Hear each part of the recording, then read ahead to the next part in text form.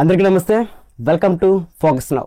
ప్రపంచంతో నాకేంటి సంబంధం, ప్రపంచమంతా తన గురించి ఏం మాట్లాడుకున్నా, ఎంతమంది తన నడవడికని అసహించుకున్నా, ఎన్ని కేసులు ఎన్ని నోటీసులు ఇచ్చినా చేతిలో వాడ్కా బాటిల్ పట్టుకొని వీటన్నింటినీ ఎంజాయ్ చేస్తూ ట్విట్టర్లో పోస్ట్ వేసే రామ్ గోపాల్ వర్మని ఏపీ పోలీసులు ఉచ్చపోపిస్తున్నారా, లేక చట్టాలని తేలిగ్గా తీసుకుంటున్నారా?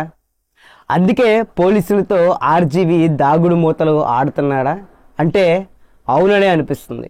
ఏపీలో ఆర్జీవీపై పెట్టిన కేసులపై ఏపీ పోలీసులు సీరియస్గా తీసుకున్నారు. రామ్ గోపాల్ వర్మ తప్పించుకొని తిరుగుతుంటే ఆయన కోసం పోలీసులు బృందాలుగా ఏర్పడి గాలిస్తున్నారు. అసలు ఆర్జీవీపై పెట్టిన కేసు ఏంటి, ఎవరు పెట్టారు, ఆర్జీవీ విచారణకు ఎందుకు రావట్లేదు, ఆర్జీవీ లాయర్ హైకోర్టులో వేసినటువంటి పిటిషన్ ఏంటి, కోర్టు ఏం చెప్పింది, రామ్ గోపాల్ వర్మకి ఒక ప్రముఖ హీరో షెల్టర్ ఇస్తున్నాడన్న వార్తల్లో ఆ హీరో ఎవరు అనేది ఈరోజు ఈ వీడియోలో తెలుసుకుందాం. నవంబర్ 12, 2024 ప్రకాశం జిల్లా మద్దిపాడు పోలీస్ స్టేషన్లో రామలింగం అనే వ్యక్తి ఆర్జీవీ పైన కేసు పెట్టడం జరిగింది. ఆ కేసు ఏంటి అంటే, రామ్ గోపాల్ వర్మ తీసిన వ్యూహం సినిమా సందర్భంగా ట్విట్టర్ అంటే ఇప్పుడు ఎక్స్ వేదికగా ప్రస్తుత సీఎం నారా చంద్రబాబు నాయుడు పైన, డిప్యూటీ సీఎం పవన్ కళ్యాణ్ పైన, నారా లోకేష్ పైన, ఆయన భార్య అయినటువంటి బ్రాహ్మణి పైన ఫోటో ఫేస్ మార్ఫింగ్ చేసి ముగ్గురు ఆడవాళ్ళ బాడీకి వాళ్ళ ఫేసులు పెట్టి వల్గర్గా పోస్ట్ పెట్టారనే ఈ కేసు. ఈ కేసుకు సంబంధించి ఎప్పుడైతే కేసు పెట్టారో అప్పుడే మద్దిపాడు పోలీసులు ఈ కేసుకు సంబంధించి రామ్ గోపాల్ వర్మకి నోటీసులు ఇవ్వడానికి ప్రయత్నించారు. కానీ ఆయన దొరకలేదు. వెతికారు ఎలాగోలా పట్టుకొని రామ్ గోపాల్ వర్మకి నోటీసులు ఇచ్చి విచారణకి హాజరు కావాలని చెప్పారు. అయితే ఈ కేసు తీవ్రతని ఇప్పటికే వైసీపీ సోషల్ మీడియా యాక్టివిస్టుల అరెస్టులు అవుతున్నారు అనే విషయం అర్థమైన రామ్ గోపాల్ వర్మ వారం టైం కావాలని అడిగారు పోలీసులు కూడా ఓకే అన్నారు. మొదటి విచారణ నవంబర్ 19న జరగాలి. ఆ విచారణకి హాజరు కాలేదు. ఈలోపే కడప అనకాపల్లి పోలీస్ స్టేషన్లో ఆర్జీవీ పైన పలు కేసులు నమోదవడం జరిగింది. అయితే సినిమా షూటింగుల్లో బిజీగా ఉన్న కారణంగా తాను విచారణకి హాజరు కాలేనని చాలా ఈజీగా చెప్పాడు.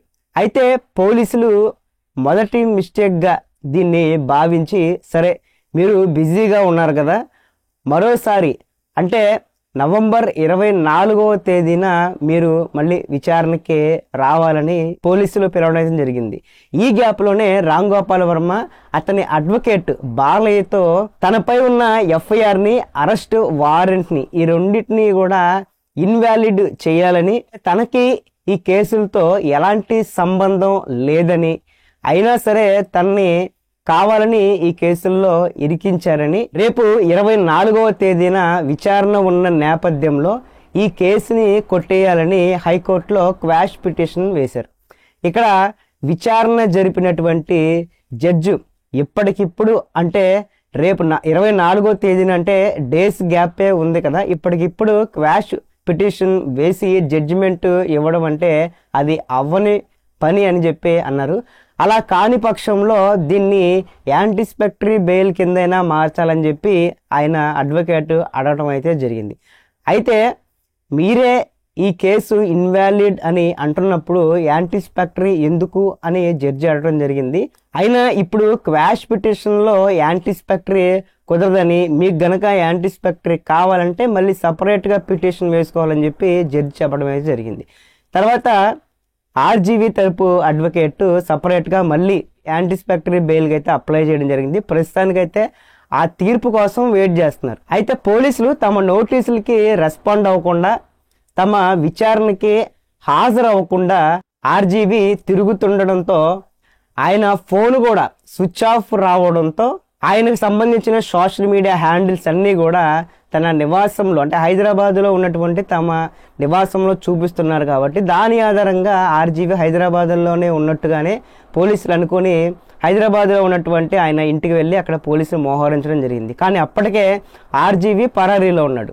కానీ ఆయన వాడుతున్నటువంటి మొబైల్ని ఏదైతే పోలీసులు మోహరించారో అదే ఇంట్లో వదిలేసి పోలీసుల్ని తప్పుదారి పట్టించి ఆర్జీవి మరో రూట్లో పరారయ్యాడు. అయితే ప్రస్తుతం ఆయన కోసం ఏపీకి చెందినటువంటి స్పెషల్ టీమ్స్ దేశమంతా ఆర్జీవి కోసం జల్లెడబడుతున్నాయి. అయితే ఇక్కడ ఆర్జీవి తరపు అడ్వకేట్ ఎవరైతే ఉన్నారో బాలయ్య, ఆయన మీడియాతో మాట్లాడుతూ కొన్ని పాయింట్స్ అయితే రేజ్ చేయడం జరిగింది. అవేంటంటే, పోలీసులు ఇచ్చిన నోటీసులకి మేము అంటే తమ క్లయింట్ ఎప్పటికప్పుడు రెస్పాండ్ అవుతున్నామని, సినిమా షూటింగ్లు ఉండటం వల్ల మొబైల్ స్విచ్ ఆఫ్ అయిందని, మేము రెస్పాండ్ అవుతున్నప్పుడు తప్పించుకొని తిరగటం ఎలా అవుతుందని ఆయన అన్నారు.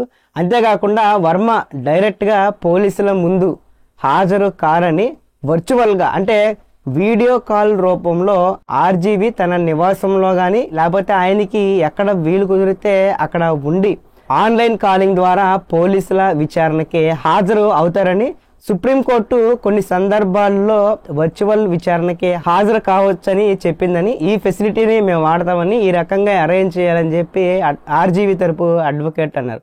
ఆర్జీవి వర్చువల్గా విచారణలో పాల్గొంటాను అంటే పోలీసులకి వచ్చినటువంటి ఇబ్బంది ఏంటి అని కూడా ఆయన అన్నాడు. అయితే ఇక్కడ ఏ తప్పు ఆర్జీవి చేయనప్పుడు విచారణకి వెళ్ళొచ్చు కదా, తప్పించుకొని తిరగడం, మళ్ళీ దాన్ని అడ్వకేట్తో కవర్ చేయడం దేనికి?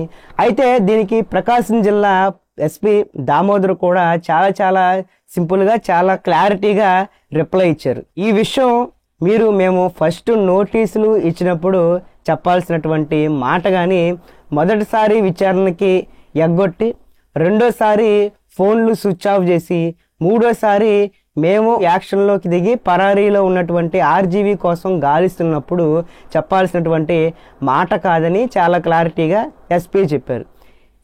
చట్టాన్ని వర్మ చాలా ఈజీగా తీసుకుంటున్నట్టుగానే మనం అనుకోవాలి. ఇక్కడ మనం చూస్తే ఏపీ పోలీసులు చాలా సీరియస్గా ఈ వర్మ విషయంలో ఉన్నారని అర్థమవుతుంది. కేసు తీవ్రత ఏంటి అనేది ఈ దాగుడు మూతల్లో అందరికీ అర్థమవుతుంది. ఇక్కడ ఆర్జీవికి రెండు చాయిస్ ఉన్నాయి.